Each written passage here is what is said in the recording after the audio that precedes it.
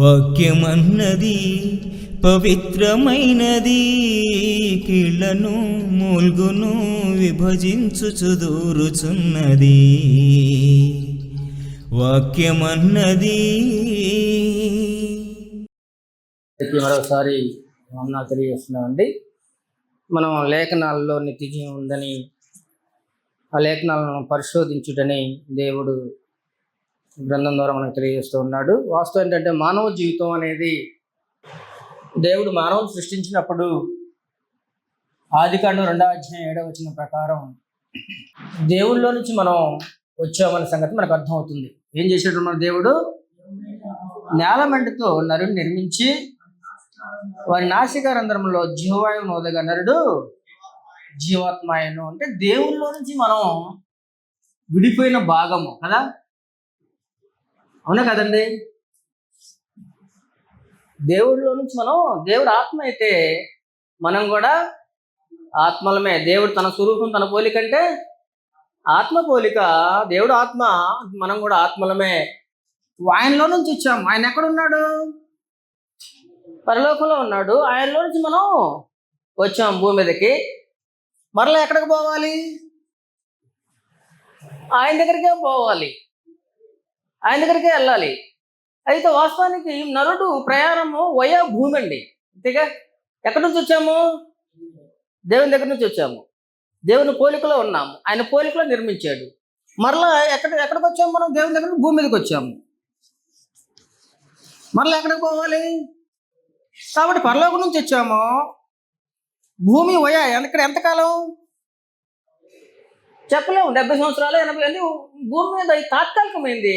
ఇప్పుడు నేను ఎక్కడి నుంచి వచ్చాను? ఆంధ్ర నుంచి వచ్చాను. ఎక్కడికి వచ్చాను? హైదరాబాద్ వచ్చాను. మళ్ళీ ఎక్కడికి వెళ్ళాలి? కాబట్టి వయా హైదరాబాద్ అనమాట. అంతేగా. అంటే భూమి అనేది వయా అంటే దాని మీదుగా వెళ్ళేది, కానీ ఇక్కడ నివసించేవాడు ఎవడో శాశ్వతంగా లేడు అన్న సంగతి మనకు స్పష్టమవుతూనే ఉంది. ఎందుకంటే అంత కళ్ళ ముందు పుడుతున్నారు, చనిపోతున్నారు. ఎక్కడికి వెళ్తున్నారంటే ఎక్కడి నుంచి వచ్చారు? మరలా అక్కడికి. భూమి మీద క్రైస్తవుడిగా బ్రతికితేనే, భూమి మీద దేవునితో సహవాసం ఉంటేనే మరలా పరలోకానికి వెళ్ళే అవకాశము ఉంది. లేకపోతే నరకం ఒకటి ఉందని గ్రంథం మనకి తెలియజేస్తుంది. కాబట్టి వయా భూమి, ఈ భూమి మీద మనం ఏం చేయాలంటే నిత్య జీవాన్ని మనం నిత్య జీవాన్ని మనం సంపాదించుకోవాలి. ఈ నిత్య జీవం ఎవరికంటే మరలా పరలోకం ఎవరు చేరతారంటే ఈ భూమి మీద ఆత్మ సంబంధంగా బ్రతికిన వారు. మనిషి అంటే ఆత్మ సంగతి ఎరిగిన వాడు, ఆత్మ సంబంధంగా బ్రతికిన వాడు. గలతీ పత్రిక 6వ అధ్యాయంలో కొన్ని సంగతులు మనం చూసి ముగించుకుందాం. గలతీయులకు 6వ అధ్యాయము. కేవలం శరీర సంబంధంగా మనం భూమి మీద బ్రతికి క్రైస్తవులను చెప్పుకొని శరీరం కొరకు పాటుపడి, శరీరం కొరకు ప్రయాసపడి, ఇక భక్తిని చెప్పుకుంటూ బ్రతికితే ఉపయోగం ఏమి లేదు అంటాడు. గలతీ పత్రిక 6వ అధ్యాయం 8వ వచనం చూడండి. ఎలాగనగా శరీరంలో హెచ్చలను బట్టి విత్తువాడు శరీరం నుండి క్షేమకు పంట కొయ్యును. ఆత్మను బట్టి విత్తువాడు ఆత్మ నుండి అదిగో నిత్య జీవం అని పంట కొయ్యును. ఆత్మ సంబంధంగా బ్రతికితే అదిగో ఆత్మలో వర్ధిల్లుచున్న ప్రకారం అని మనం చూసాం కదా. ఆత్మలో వర్ధిల్లుచున్న ప్రకారం అన్ని విషయాలు నువ్వు సౌఖ్యంగా ఉంటావన్నాడు కదా. కాబట్టి ఆత్మ సంబంధంగా వర్ధిల్లితే నిత్య జీవం అనే పంటకు వస్తాం అన్నమాట. కానీ శరీర సంబంధంగా మనం వర్ధిల్లాం అనుకో, శరీరం అంటే క్షయమైపోయాయంటే నిత్య నరకను పోయే పంటకు వస్తాం అన్నాడు దేవుడు. ఖచ్చితంగా నువ్వు భూమి మీదకి వచ్చిన మాట వాస్తవము, మళ్ళీ తిరిగి వెళ్ళాల్సిన మాట వాస్తవము. ఎక్కడికి వెళ్తావో ఇక్కడే నువ్వు దాన్ని సంపాదించుకునే అవకాశం ఉంటుంది. కాబట్టి శరీర సంబంధంగా బ్రతికి శరీర సంబంధంగా చనిపోతే నిత్య నరకం అనే పంటకు వస్తావు, అది పొందుతావు నువ్వు. కానీ ఆత్మ సంబంధమైన విత్తనం విత్తి ఆత్మ సంబంధంగా వర్ధిల్లితే నిత్య జీవం అనే పంట వస్తావనే మాటలు ఉపయోగించాడు. నిత్య జీవం ఎవరికంటే ఆత్మ సంబంధంగా బ్రతికే వారికి అని తెలియజేస్తుంది. నెంబర్ వన్ నిత్య జీవం ఎవరికంటే. నెంబర్ 2 మత్తయి సువార్తలో చెప్పాడు ప్రభు అనేసి. ఏమన్నాడంటే 25వ అధ్యాయము 34వ వచనం చూస్తే సత్క్రియలు చేసేవారికి మాత్రమే నిత్య జీవం అన్నాడు. అప్పుడు రాజు కుడివైపు నుండి వారిని చూసి తండ్రి చేత ఆశీర్వదింపబడిన వారులారా రండి, లోకం పుట్టినందు మొదలుకొని మీ కొరకు సిద్ధపరచబడిన, అదిగో మీ కొరకు సిద్ధపరిచాడు నిత్య రాజ్యాన్ని. అనాదిలోనే సిద్ధపరిచాడు. లోకం పుట్టినందు మొదలుకొని మీ కొరకు సిద్ధపరచబడిన రాజ్యమును స్వతంత్రించుకునుడి. తర్వాత ఆకలి గుంటిని భోజనం పెట్టితిరి, దప్పిగుంటిని దాహం ఇచ్చితిరి, పరదేశిని ఇంటిని చేర్చుకుంటారు, దిగంబరణ ఇంటిని బట్టలు ఇచ్చితరి.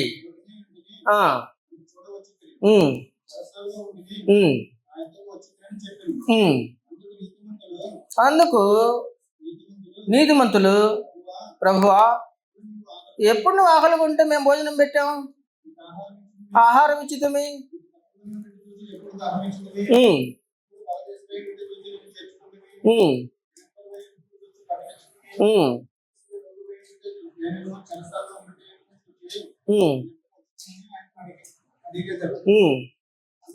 అందుకు రాజు మిక్కిలి అలుపులైన ఈయన సహోదరుల్లో ఒకరిగా చేశారు కాబట్టి మీరు నాకు చేశారు అన్నాడు అనమాట. కాబట్టి అల్పులైన వారికి, అంటే ఆపదల్లో ఉన్న వారికి, ఇబ్బందుల్లో ఉన్న వారికి చేశారు కాబట్టి నాకు చేసినట్లు అన్నాడు. అందుకని యోహాను పత్రికలో ఏమంటాడు? కనబడుతున్న సహోదరుని ప్రేమించలేనోడు కనబడిన దేవుని ఎలా ప్రేమించగలడు? అంటే రోజు చూస్తున్న నీ పొరుగు వాడిని ప్రేమించలేని నీవు కనబడిన దేవుణ్ణి ప్రేమిస్తున్నావు అనటం అనేది అబద్ధం. కాబట్టి పరలోకానికి భూమికి సంబంధం లింక్ పెట్టాడు అనమాట. కాబట్టి ఇక్కడ సహోదరుని ప్రేమిస్తే దేవుణ్ణి ప్రేమించినట్లు.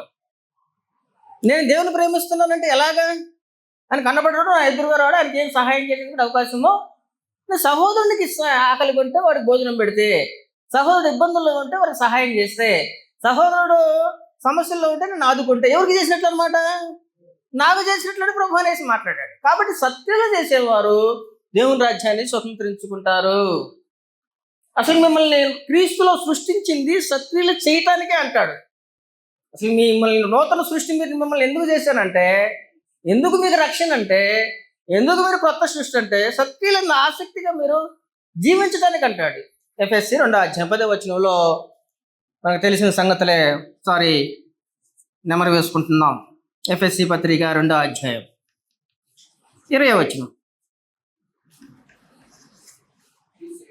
2:10 అండి. చదవండి సార్. వాటి యందు మనం నడుచుకున్న వలనని దేవుడు ముందుగా సిద్ధపరిచిన సత్క్రియలు, అంటే ముందుగా సిద్ధపరిచిన సత్క్రియలు చేయుటకై క్రీస్తు యేసునందు ఎందుకు సృష్టింపబడిన వారమై ఉన్నాము? ముందుగా సిద్ధపరిచిన సత్క్రియలు. నువ్వు రక్షింపబడక ముందు నీ కోసం కొన్ని సత్క్రియలు అట్లా పెట్టించాడు దేవుడు. నువ్వు చేయాలి, దానికోసం నేను నిన్ను సృష్టించాను, క్రీస్తులోకి నిన్ను నడిపించాను, దానికోసం నేను రక్షణ, అది చేసిన వారికి నిత్య జీవం అన్నాడు అనమాట దేవుడు. కాబట్టి సత్క్రియలు చేసేవారికి మాత్రమే దేవుడు, సత్క్రియలు ఎవరైతే చేయరో, ఎవరైతే అన్నాడు కిందకి వచ్చే మత్తయి సువార్తలో 25:44 ఏమన్నాడంటే, ఈ క్రియలు ఎవరైతే చేయరో వారి కొరకు నిత్య నరకం అనే మాట ఉపయోగించాడు కదా. కాబట్టి నా ప్రియ సోదరి సోదరులారా, తీతు పత్రికలో కూడా అనేకమైన సంగతులు సత్క్రియల గురించి ఒక మాట చదివి మనం ముందుకెళ్దాం. తీతు పత్రిక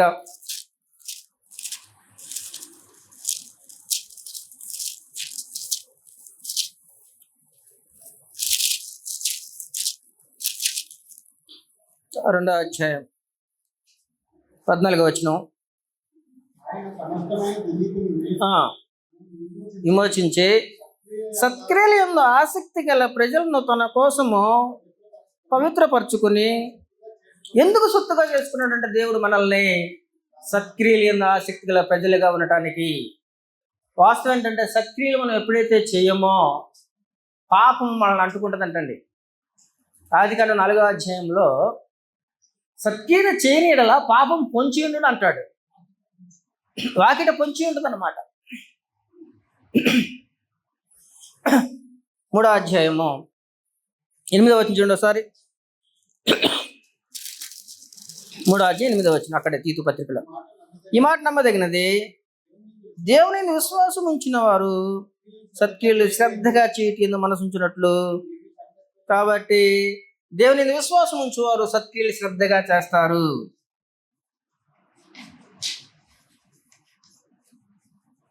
దేవుని ప్రేమిస్తున్నామంటే, పరలోకమందున దేవుని ప్రేమిస్తున్నామంటే, మన కళ్ళ ముందున్న సోదరుల్ని ప్రేమించేవారు దేవుణ్ణి ప్రేమించేవారు. అది సూత్రం అన్నమాట.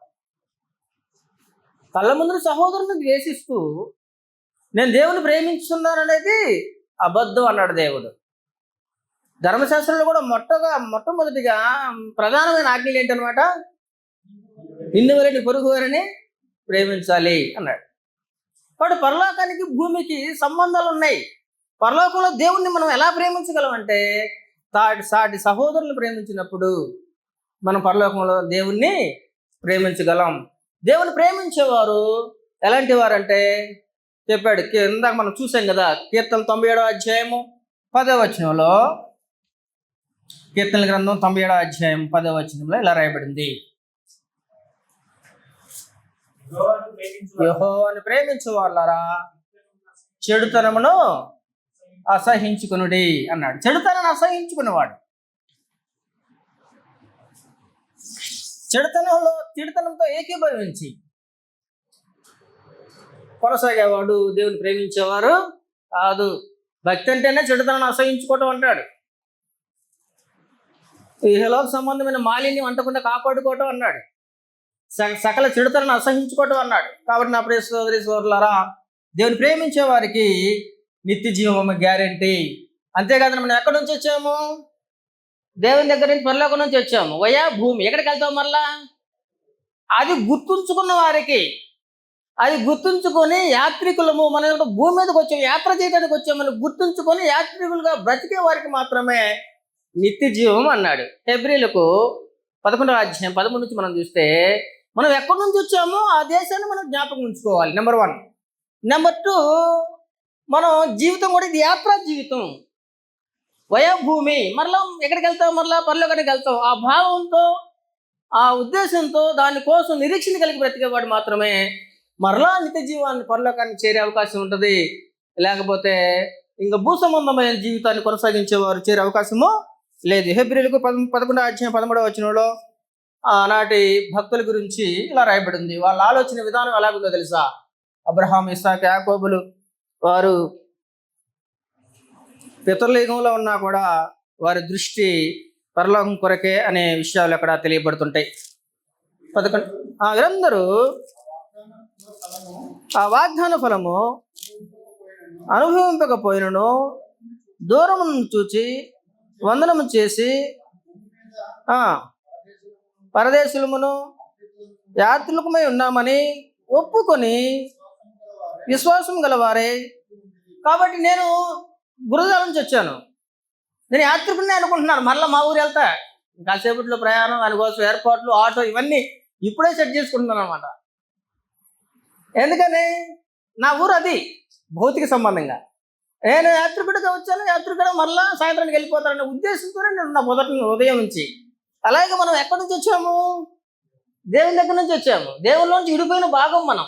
దేవుడు పరలోక సంబంధి, ఈ భూమి వచ్చాము, మరలా ఇక్కడ చూసుకున్నాం, మరలా అక్కడికే వెళ్ళాలనే ఉద్దేశంతో ఇక్కడ మనం ఆత్మ సంబంధంగా బ్రతికితే, దేవుని ప్రేమించే వారమై ఉంటే, ఇక్కడ మనం యాత్రికుడు అనే భావంతో బ్రతికితే ఖచ్చితంగా అలాంటి వారికి పరలోకం అన్నాడు దేవుడు. మానవ జీవితము ఇక అంతకంటే మించింది ఇంకొకటి లేదండి వాస్తవానికి. కానీ లోకం ఎలాగుంటుంది అనమాట? ఇక్కడే శాశ్వతం, ఇక్కడే ఏదో చేయాలి, ఏదో సాధించాలి. ఉరుకులు కావులు కాసిన పొద్దు కూకేయటానికే కూకిద్ది. ఇక్కడ ఉరుకులు పెడుతున్నారండి మనుషులు. లేఖనాలు చదవటానికి లేదు, ఖాళీ పరిశీలించడానికి లేదు. లేఖనాల్లో నిత్య జీవం ఉంది. మరి ఆ లేఖనాలు పరిశోధించేవారు, ఆ లేఖనాలు ఉన్న ప్రభువును అంగీకరించిన వారు, ప్రభువును వెంబడించేవారు, ప్రభువులో కొనసాగే వారికి మాత్రమే పరలోకం అని గ్రంథం తెలియజేస్తుంది. కాబట్టి యాత్రికుడు, పరదేశి అనే భావన ఆ కిందకు వచ్చేలాగా ఏమన్నాడంటే 11వ అధ్యాయం కంటిన్యూషన్ చదవండి. చదవండి. విశ్వాసం కలవారై మృతులందరి స్వదేశంలో వెతుకుచున్నామని విశుద్ధపరుచున్నారు కారా, అదిగో ఏ దేశం నుండి వచ్చిరో అదిగో ఆ దేశము జ్ఞాపకం ఉన్న ఎడల మరలా వెళ్ళుటకు అయితే మరి శ్రేష్టమైన దేశమును పరలోక సంబంధమైన దేశమును కోరుచున్నారు. ఇంచేత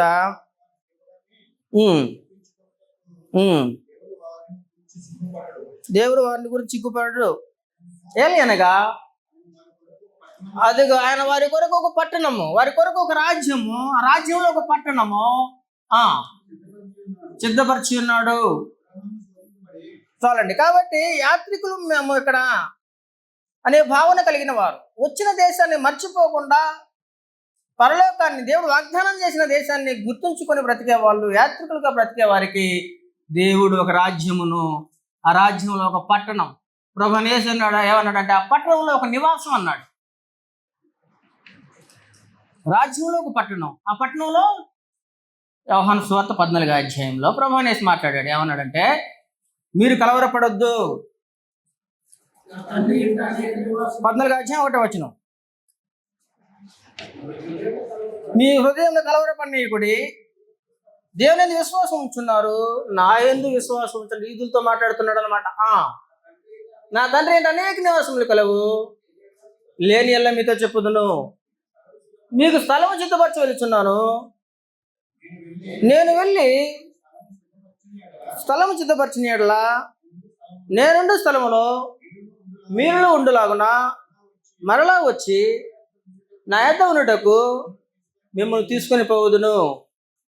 చాలండి. కాబట్టి నేనుండే స్థలంలో మీరు ఉండాలని ప్రభువు యేసు యొక్క ఆఖరి కోరిక ఏంటో తెలుసండి. శిలువ మరణానికి ముందు యోహాను సువార్త 17వ అధ్యాయము 24వ వచనంలో ఆయన మరణానికి ముందు మాట్లాడిన మాటలు ఏంటంటే, తండ్రి నేనెక్కడ ఉందునో అక్కడ నీవు నాకు అనుగ్రహించిన మనుషులు వారును నాతో కూడా ఉండవాలని.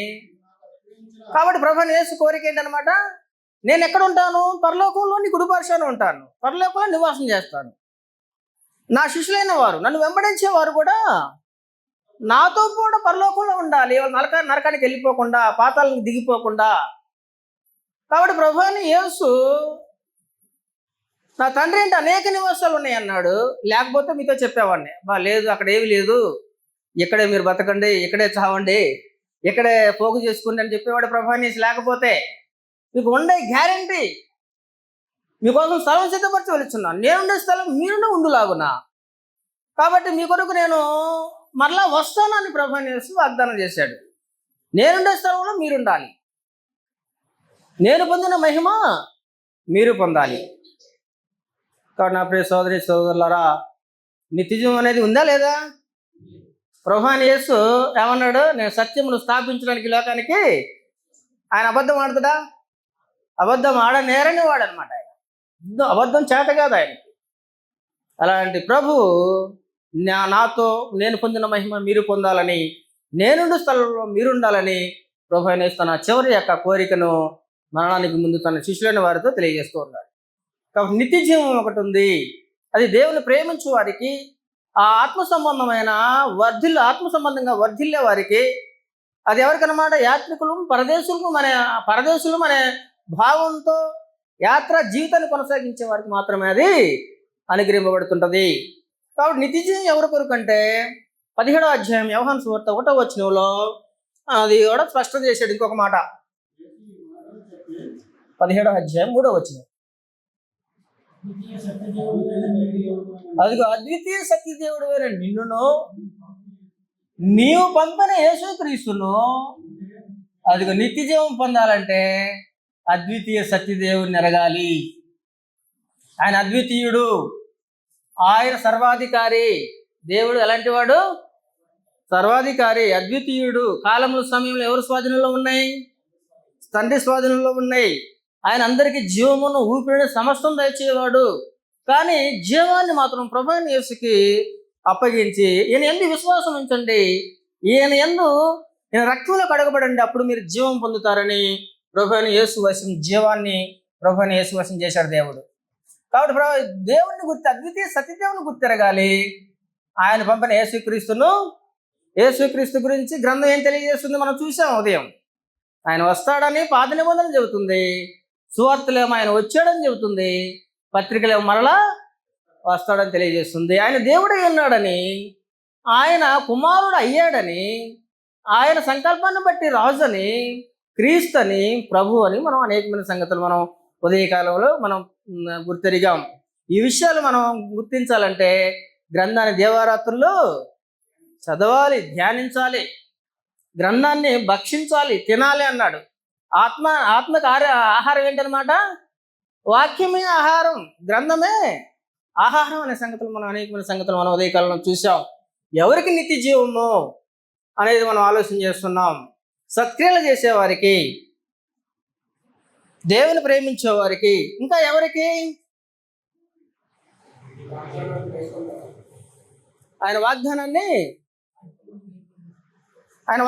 గైకొన్న వారికి. ఉదాహరణకి దేవుడు పాత నిబంధన కాలంలో కానాను ఇస్తానని తన ప్రజలైనటువంటి వారికి వాగ్దానం చేశాడు. వారు ఏం చేశారనమాట? వాళ్ళు ఎందువల్ల దాన్ని పోగొట్టుకున్నారు? వారు హృదయాన్ని కఠినం చేసుకున్నారు, దేవుని మీద సలిగారు.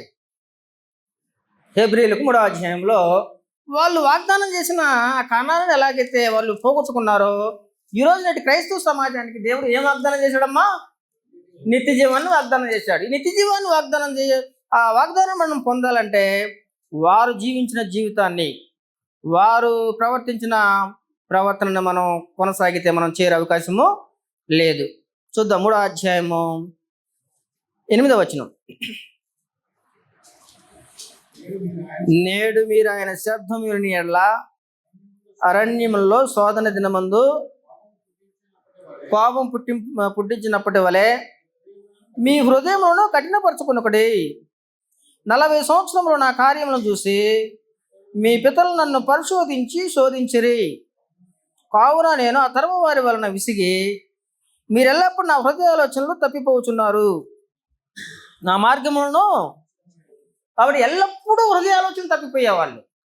ఇక్కడ ఎల్లప్పుడూ అనే పదం ఎందుకు ఉపయోగించాడంటే, ఒకవేళ ఎప్పుడన్నా ఒకసారి తప్పిపోతే దేవుడు దాన్ని కనికరించే అవకాశం ఉంది, కానీ ఎల్లప్పుడూ తప్పిపోతే మనం పరలోకం చేరలేము. ఎల్లప్పుడూ తప్పిపోతూ ఉంటే మన నిత్య జీవనానికి వారసులం కాలేము. పొరపాటుగా ఏదైనా తప్పిపోతే దానికి క్షమాపణ ఉంది, ప్రభువైన యేసు రక్తం ఉంది మనకి. ఆయన ఎల్లప్పుడూ మనల్ని పవిత్రపరుస్తూ ఉంటాడు అనమాట. కాబట్టి హృదయాలు కఠినమవుతుంటాయి. ఎలా కఠినమవుతుంటాయి అంటే, ఇప్పుడున్న సమాజంలో హైదరాబాద్ లాంటి ఈ పట్టణాల్లో ఎలాగుంటుందంటే ఆలోచన, మన చుట్టుపక్కల ఏమో ఎలాగుంటుంది, బిజీగా ఉంటుంది. అంత భౌతిక సంబంధమైనవి, అంత ఎలాగుంటాయి, కళ్ళకి కలర్స్ కనబడుతుంటాయి. ఈ సమాజంలో మనం బ్రతకటం కష్టం, మనం చారలేం లేకపోతే నిత్య జీవం. ఇళ్లలో బ్రతికి మనం ఒక్కరు ఎలాగ ఉండగలం అనే ఆలోచనతో ఇక మన వల్ల కాదులేరని మనం హృదయంలో ఒక భావన ఏర్పడిందా ఎప్పుడన్నా మీకు? ఏర్పడలేదు. నాకైతే మీరు గ్రంథాన్ని నవిలి మిగులుతుంటారు. బట్టయితే ఒకవేళ మాబోటోళ్ళకి అలాగ ఎప్పుడన్నా అనిపిస్తే నోవాహు గుర్తు రావాలి. నోవాహు కాలంలో ఎంతమంది ఉన్నారండి మంచివారు? కాబట్టి ఈ ప్రపంచంలో ఎంత భయంకరమైన దుష్టత్వంలో కొనసాగుతున్న ఈ కాలంలో మనం బ్రతకగలమా? బ్రతకొచ్చు. నోవాహు గుర్తు చేసుకుంటే ఒకసారి అంతకంటే భయంకరంగా ఉంది అప్పుడు పరిస్థితి. కానీ ఒక్కడే నిరీక్షణతో, ఒక్కడే దేవుని యొక్క మాట చొప్పున బ్రతికాడండి. కాబట్టి మనం హృదయాన్ని కఠినపరుచుకోకుండా వాక్యాన్ని ఎప్పుడు మనం చేర్చుకుంటూ, వాక్యాన్ని అంగీకరిస్తూ, వాక్యాన్ని అనుసరిస్తూ జీవితాలను కొనసాగిస్తే ఖచ్చితంగా నోవాహుకు రక్షింపబడ్డ మనం కూడా రక్షింపబడతాం. మనం బెంబేలు ఎత్తాల్సిన అవసరం లేదు. సమాజం బాగలేదు, గ్రామం బాగలేదు, పట్టణం బాగలేదు, ఈ కల్చర్లోకి వెళ్తే మనం బ్రతుకుతామో లేదు, ఇక నిరాశ చెంది ఇక ఒక అనుమానంతో, చంచల మనసుతో మనం జీవితే, అవిశ్వాసంతో బ్రతికితే వారు ఏం చేశారనమాట? కనాను చేరలేదు. మనం కూడా హృదయాన్ని కఠినపరుచుకుంటే మనం పరలోకాన్ని చేరే అవకాశము లేదు. వాళ్ళు సనిగారు. సనగటం అనేది అది సరైన విధానం కాదు. ఎందుకనంటే సనగటంలో ఉద్దేశం ఏంటంటే, దేవుని యొక్క శక్తి సామర్థ్యాన్ని శంకించడం అనమాట. దేవుని అవమానపరచడం. వాళ్ళు సనిగారు, వారు అరణ్యంలో రాలిపోయారు. మనం కూడా మనకున్న స్థితి, ఒకవేళ మన సమస్యల్లో ఉన్నామనుకో, ఒకవేళ మనం బాధలో ఉన్నామనుకో, మనం ఆర్థిక పరిస్థితుల్లో ఉన్నామనుకో, అప్పుల్లో ఉన్నామనుకో, మనం ఏ స్థితిలో ఉన్నా కూడా సనిగితే, ఆ రోజు సనిగారు, వారు రాలిపోయారు. నువ్వు ఎందుకు సనుగుతున్నావు అంటే, నేను పూజించే దేవుడు శక్తిమంతుడు కాదు కాబట్టి నేను ఇదే స్థితిలో ఉన్నానని ఆ భావాన్ని నువ్వు తెలియజేస్తున్నావు. ఈ స్థితి కల్పించింది దేవుడే, దీని నుంచి మార్చేది కూడా దేవుడే. కాబట్టి నేను ఏ స్థితిలో ఉన్నా, పౌలు ఏమంటాడు, నేను లేని స్థితిలో ఉండగలను, సంపన్న స్థితిలో ఉండగలను, నేను ఏ స్థితిలోనైనా ఉండటానికి నేను అలవాటు చేసుకున్నాను అంటాడు క్రీస్తునందు. కాబట్టి నీకున్న స్థితి మంచిదే, ఓకే, దాన్ని బట్టి దేవుని మహింపరచు. ఒకవేళ నువ్వు సమస్యల్లో ఉన్నావు, అప్పుల్లో ఉన్నావు, అందులో కూడా నువ్వు దేవుణ్ణి ఘనపరిస్తే ఆ స్థితిని మార్చేది ఎవరు? దేవుడే. కాబట్టి వాళ్ళు సనిగారు. వారు భోజనం కొంచెం లేట్ అయితే సనిగారండి, వారు నీళ్లు కొంచెం లేట్ అయితే సనిగారు. కాబట్టి దేవుడు అనేకమైన అద్భుతాలు చూశారు వాళ్ళ కళ్ళ ముందు. కానీ అప్పటికప్పుడే వారు మారిపోతున్నారు, వాళ్ళ మైండ్ మారిపోతుంది, సంచల మనసుకులు అయిపోయారు. కాబట్టి క్రైస్తవుడు అనేవాడు స్థిరంగా ఉండాలి, అది నేర్చుకోవాలి, అలవాటు చేసుకోవాలి.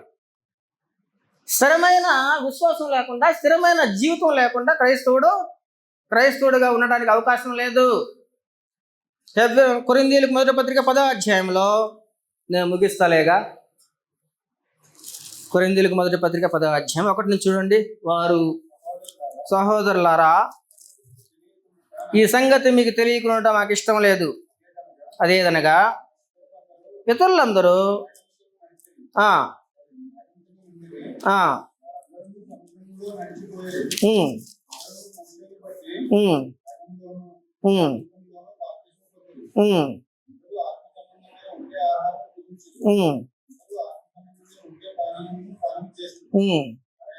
ఎలాగనగా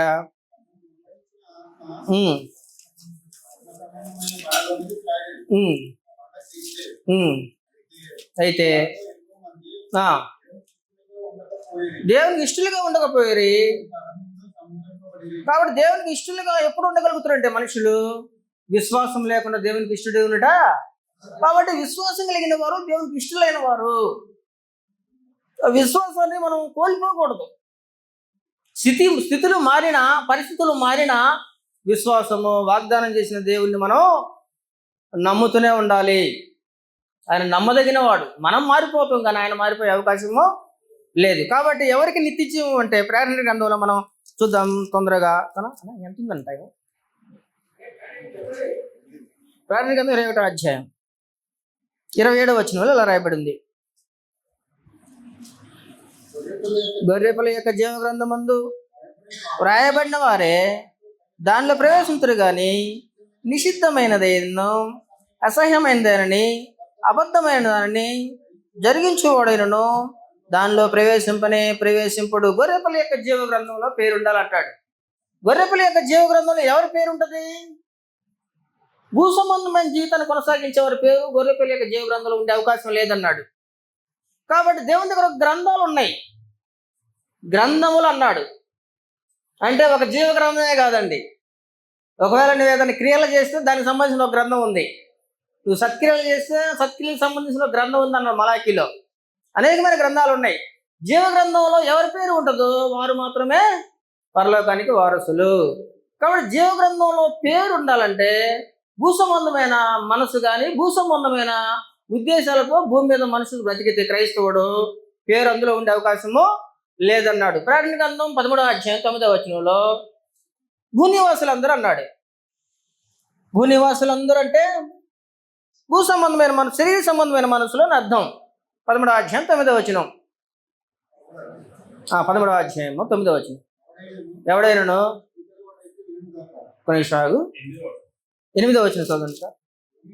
భూనివాసులందరూ జగదుత్పత్తి మొదలుకొని వధింపబడిన గొర్రెపిల్ల యొక్క జీవగ్రంథమందు ఎవరి పేరు వ్రాయబడలేదు వారు భూనివాసులు అన్నారు. అంటే శరీర సంబంధమైన జీవితము మనం చూసాం. శరీర సంబంధమైన జీవితం అంటే శరీరం కొరకు భక్తి చేసేవాళ్ళు, శరీర సంబంధమైన ప్రయోజనాల కొరకు భక్తి చేసేవారు, వారు నిత్య జీవానికి వారసులయ్యే అవకాశం లేదు.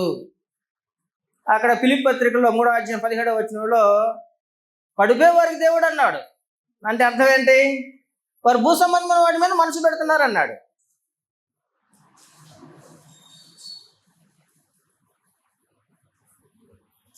3:17 సహోదరులారా మాదిరి అయిన ప్రకారము నడుచుకునే వారిని అనేకులు క్రీస్తు శిలువకు శత్రువులకు నడుచుకుంటున్నారు. వీరిని గూర్చి అనేక పర్యాయములు చెప్పి ఇప్పుడును అదిగో ఏడ్చుచూ చెప్పే పరిస్థితి అపోస్తలుడైన పౌలు. కారణం ఏంటంటే వారి జీవిత విధానం గురించి చెప్పాడు. నాశనమే వారి అంతం, వాడి కడుపే వారి దేవుడు. సిగ్గుపడవలసిన సంగతులు ఎందు అతిశయపడుచున్నారు, భూ సంబంధమైన వాటి మీదే మనసుంచున్నారు. చాలండి. కాబట్టి ఎవరి పేరు ఉండదు జీవ గ్రంథంలో అంటే భూ సంబంధమైన శరీర సంబంధమైన జీవితాన్ని కొనసాగించే వారి పేరు జీవ గ్రంథంలో ఉండదు. జీవ గ్రంథంలో ఉంటేనే నీకు పరలోకం. ప్రకటన గ్రంథం 22వ అధ్యాయంలో ప్రకటన 22వ అధ్యాయం ఆలోచన చేయండి.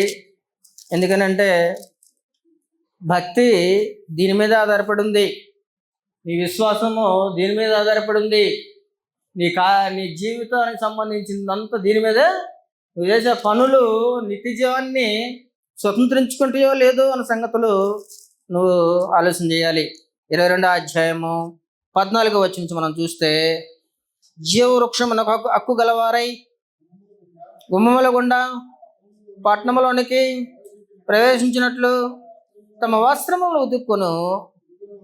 కాబట్టి క్రీస్తు ప్రభు రక్తంలో తమ పాపాలను కడుక్కున్న వారు ధన్యులు. కుక్కలను, మాంత్రికులను, వ్యభిచారులను, నరహంతకులను, విగ్రహాధికులను, అబద్ధికులను, అబద్ధమును ప్రేమించి జరిగించి ప్రతి వాడును వెలుపుట ఉందనంటే అర్థం ఏంటి? పరలోకానికి లోపలికి పోలేరు వాళ్ళు, వెలుపుట ఉంటారు, నిత్య నరకంలో ఉంటారు అని తెలియజేస్తున్నారు. ఎవరు వాళ్ళు అంటే కుక్కలు, మాంత్రికులు, అబద్ధికులు, వ్యభిచారులు. ఇలాంటి వారు నిత్య జీవంలోకి వారు చేరలేరు, పరలోకంలోకి వారు దేవుని రాజ్యంలోకి వారు చేరలేరు. కుక్కలు అంటే ఎవరన్నమాట? కుక్కలు పరలోకంలో ఉండవు, భూమి మీదనే కదా. కుక్కలు అంటే ఇక్కడ మానవ కుక్కల గురించి మాట్లాడాడు. మానవ కుక్కలు అంటే ఒకటి అబద్ధ బోధకుల్ని కుక్కలు అన్నాడు గ్రంథంలో. అంటే లేఖనాలను పరిశోధించకుండా లేఖనాలను అపార్థం చేసుకొని నిత్య నాశనానికి పాత్రలు అయ్యేవాళ్ళు. లేఖనాలని కలిపి సరిపోద్ది అన్నాడు అక్కడ పౌలు. అపార్థం చేసుకోవద్దు అన్నాడు. ఆ లేఖనాలు సత్యవాక్యాన్ని సరిగ్గా విభజించాలన్నాడు. ఈ రకమైన కోణంలో లేఖనాలను పరిశీలించలేని వారిని ఏమన్నాడు అంటే కుక్కలు అన్నాడు. ఫిలిప్పీయులకు 3వ అధ్యాయంలో అబద్ధ బోధకుల్ని కుక్కలనే మాటలు ఉపయోగించాడు. కాబట్టి ఎవరు నిత్య జీవానికి వారసులు కారు. మిమ్మల్ని విసిగిస్తున్నానా? ఫిలిప్పీయులకు 3వ అధ్యాయంలో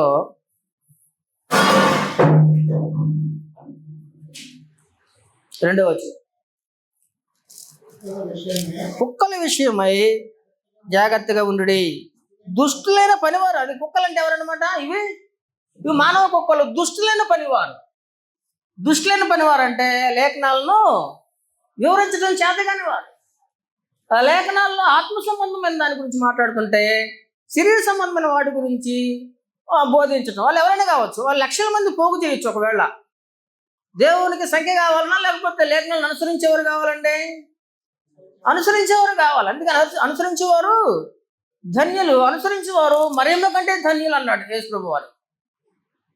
కాబట్టి లేఖనాలు ఏం చెప్తున్నాయి అంటే ఆత్మ గురించి బోధ చేస్తున్న లేఖనాలు, ప్రభువైన యేసు గురించి బోధిస్తున్న లేఖనాలు, నిత్య జీవం గురించి బోధిస్తున్న లేఖనాలు. ఈ రకమైన కోణంలో మనిషి అంటే సువార్తికుడు బోధించలేకపోతే వాడు అబద్ధికుడు ఉంటాడు, వాడు కుక్క అన్నాడు దేవుడు. ఇలాంటి కుక్కల పరలోకానికి వారసులు కారు. కుక్కలని మరి ఇంకొకడు వాడాడు. ఎవరంటే కుక్క తన వాంతికి తిరిగినట్లు అన్నాడు. అయితే నువ్వు రక్షింపబడక నువ్వు ఏ జీవితాన్ని అయితే కొనసాగించావో పొందిన తర్వాత కూడా అదే జీవితాన్ని కొనసాగిస్తూ నువ్వు కొనసాగేవాడివి, నీవు కూడా కుక్కవే. కుక్కల పరలోక రాజ్యానికి పేతురు రాసిన 1వ పత్రిక. ఇక్కడ మరొక మానవ కుక్క ఇవన్నీ మీకు తెలిసినాయా? కాబట్టి కుక్కలు, మాంత్రికులు, అబద్ధికులు, వ్యభిచారులు, 2 పేతురు 2:22, 2 పేతురు రాసిన 2వ పత్రిక 2వ అధ్యాయం 22వ వచనం. కుక్క తన వాంతికి తిరిగినట్లు, కడుగుపడిన పంది బురదలో తొలినట్లును మళ్ళినట్లును నిజమైన సామెత. కాబట్టి ఏదైతే వదిలేమో క్రీస్తునందు మనం ఈ జీవితం కరెక్ట్ కాదని, మనం గత జీవితాన్ని సమాధి చేసి క్రీస్తులోకి వచ్చి ఒక నూతన సృష్టిగా ఒక క్రొత్త జీవితాన్ని ప్రారంభించాము, మనం ఆ దిశ గుండా కొనసాగకుండా మరలా వెనక్కి తిరిగి పాత జీవితాన్ని మరలా ఇక్కడికి తీసుకొచ్చి మరలా అప్ అండ్ డౌన్స్, కాసేపు ఆ జీవితం కాసేపు ఈ జీవితం, స్థిరత్వం లేని వారు అలాంటి వారు కుక్కలు అన్నాడు దేవుడు. కాబట్టి కుక్కలు దేవుని రాజ్యానికి వరసలే అవకాశము లేదు. కాబట్టి నా ప్రియ సోదరులారా, లేఖనముల్లో నిత్య జీవము ఉంది. మన రక్షణకు మూలము లేఖనమే. మనం పరలోకానికి వెళ్ళాలంటే మూలము లేఖనమే. లేఖనం ఆధారం చేసుకుని మనం పరలోకానికి వెళ్ళగలం. లేఖనాలను ఆధారం చేసుకునే మనం బ్రతుకులు కొనసాగించాలి. ఉదయం లేచిన దగ్గర నుంచి సాయంత్రం వరకు మనం మన మన నడకకి, మన ప్రవర్తనకి మూలం ఏంటి? వాక్యమే. కాబట్టి మనం సీరియల్స్ వల్ల ప్రభావితమై చుట్టూ సమాజాన్ని చూసి మనం ప్రవర్తించడం అనేది అది అన్ని జనులకు సంబంధించింది. లేకపోతే మన అమ్మ చెప్పిందనో లేకపోతే మా నాన్న చెప్పిందనో ఆయనకు తెలియదు లేఖనాలు. ఆయన సత్యంలో లేడు, ఆయన ఏదని చెప్తాడు. మా నాన్న చెప్పింది కాబట్టి నేను వినాలంటే నువ్వు ఏం చేస్తున్నావు? లోకాన్ని ఆచరిస్తున్నావు. మీ నాన్నే కావచ్చు, మీ అమ్మే కావచ్చు. చాలామంది కుటుంబాలు కూడా పతనం అవడానికి గల కారణం ఏంటంటే లేఖనాలని అనుసరించకపోవటం. స్త్రీ లేఖనాలను అనుసరిస్తే ఏం జరిగిద్ది? భర్తకు లోబడిద్ది. స్త్రీ లేఖనాలను అనుసరిస్తే ఏం జరిగిద్ది? భర్తకు భయపడిద్ది. గ్రంథం ఏం చెబుతుంది? భర్తకు భయపడాలని కూడా చెబుతుందమ్మా. లోబడటమే కాదు, భయపడాలని కూడా. ఎవరు చెబుతున్నారు ఈ మాట? దేవుడు చెబుతున్నాడు. కాబట్టి దేవుడు చెప్పిన మాట వింటే ముందు సంతోషపడేది ఎవరు? దేవుడే. ముందు సంతోషపడేది ఆయన మాట అంటే ముందు సంతోషపడేది ఆయన. భర్తకు భయపడేందుకు తర్వాత సంతోషపడేది ఎవరు? ఎఫెసీయులకు 5వ అధ్యాయంలో ఈ మాట మనం చూద్దాం. వాస్తవం ఏంటంటే నీ కుటుంబంలో భార్యగా నువ్వు ఎలా జీవించాలనో, యజమానిగా పురుషుడు ఎలా జీవించాలనో, ఒక తండ్రిగా ఎలా జీవించాలనో, ఒక తల్లిగా ఎలా జీవించాలనో లేఖనాలని మనం అనుసరించాలి. లేఖనాల్లో నిత్య జీవం ఉంది. ఎఫెసీయులకు 5వ అధ్యాయం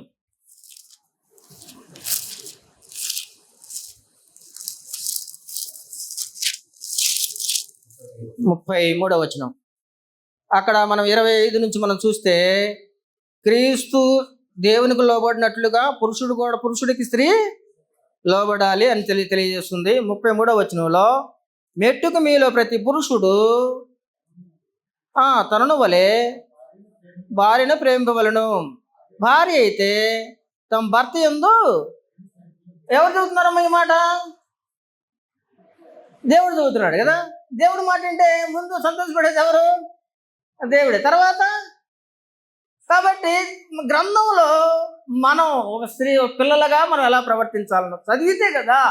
దేవుడు అదే చెప్తున్నాడు. యెహోవా ధర్మశాస్త్రాన్ని దేవరాత్రులు ధ్యానించేవాడు. కుటుంబంలో అల్లర్లు వస్తాయా? గొడవలు వస్తాయా? దేవుని మాట వింటే, దేవుని వాక్యానుసారంగా బ్రతికితే ఎందుకు? ఇప్పుడు కుటుంబంలో నేటి తరంలో భయంకరమైన పరిస్థితులు, భయంకరమైన గొడవలు, దానివల్ల విడాకులు. క్రైస్తవుల్లో కూడా ఇవే జరుగుతున్నాయండి. క్రీస్తులో వాళ్ళు కూడా ఇవే ప్రాసెస్ నడుస్తుందంటే మనం లేఖనాలను చదవట్లేదు, లేఖనాలను అనుసరించట్లేదు, లేఖనాలను పరిశోధించట్లేదు. నిత్యజీవం ఎలాగొస్తుందండి? లేఖనములు ఏందో నిత్యజీవం ఉందని మీరు గ్రహించ. మా మాట చదివి నేను ముగిస్తాను. యోహాను సువార్త 5వ అధ్యాయము 39వ వచనం. మీరు ఎంతవరకు పరిశీలించారో మరి అది మీకే తెలియాలండి. ఆలోచించ. లేఖనములు యందు మీకు నిత్యజీవం గలదని తలంచుచు పరిశోధించుచున్నారు. అవే నన్ను గురించి యేసుప్రభు వారి గురించి సాక్ష్యం ఇచ్చుచున్నాయి. కాబట్టి లేఖనములు యందు మనకు నిత్యజీవం ఉంది. ముందు నిత్యజీవం కొరకు మనం చేద్దాం, భక్తిలో కొనసాగుదాం, దేవునిలో కొనసాగుదాం, దేవుని యొక్క ఆ మాటను మనం అంగీకరించి ఆయన మాటలు విని ఆయన్ని మనం గణపరుచుదాం, ఆయన సంతోషపరుచుదాం. అప్పుడు మనం భూమి మీద సంతోషంగా ఉండగలం. తర్వాత నిత్య జీవానికి వారసులు అవ్వాలని నన్ను నేను హెచ్చరించుకుంటూ మిమ్మల్ని హెచ్చరిస్తూ వాక్యాన్ని ముగిస్తున్నా. అందరికీ వందనాలు తెలియజేస్తున్నాను.